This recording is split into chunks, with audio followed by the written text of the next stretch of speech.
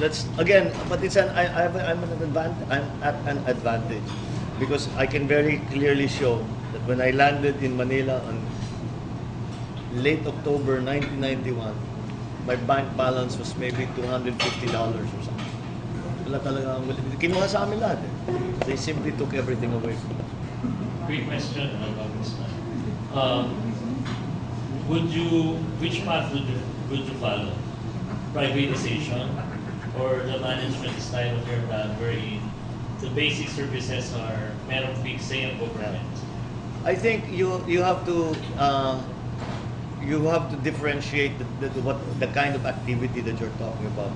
If you are talking about something like privatizing something like electrification, I think that may be a mistake because government that is I'm talking about Petron. that is something that you need to but there are other like those the utilities because sometimes a private enterprise will cease operation at least partially if they're not making money. And you don't, as a government, you don't want them to cease operations. You don't want them to cut the power. You don't want them to close the road. You don't want them to do all of those things. So, ang problema kasi pag may social cost na, pag when the profit motive intrudes into and has social effects. In other words, na because tinanggal nga yung operation, wala nang trabaho yung tao, then there are social effects to that, which you don't want. And besides, much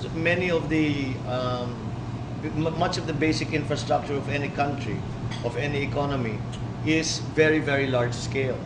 So it must be run following a large scale plan of the whole country.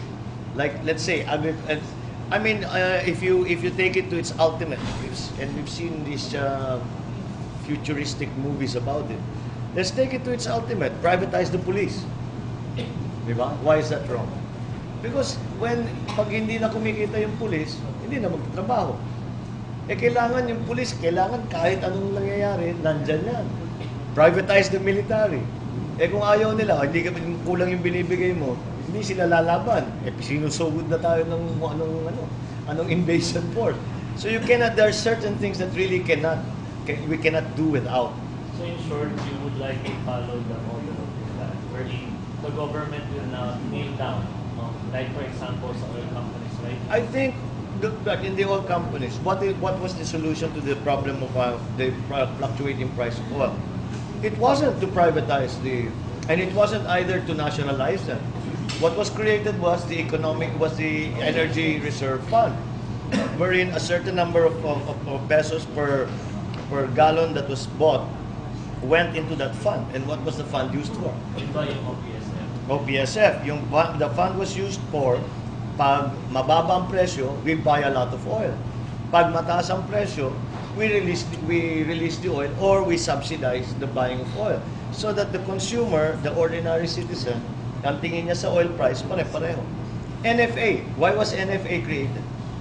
And this is one of the worst things that ever happened. NFA was created to stabilize the price of palay. Yan ang buhay ng NFA.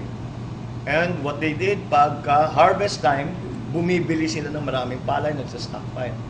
Pagka tag-araw, walang palay, tumataas ang presyo, magbibitaw ng stockpile para pababain ang presyo. Yung consumer, nakikita niya, pare-pareho yung presyo. That's what NFA used to do. It was supposed to do. What does NFA do now? Import rice. The exact opposite of what they were created for. So, there are things that need to be done. Simply because the financial markets are not perfect.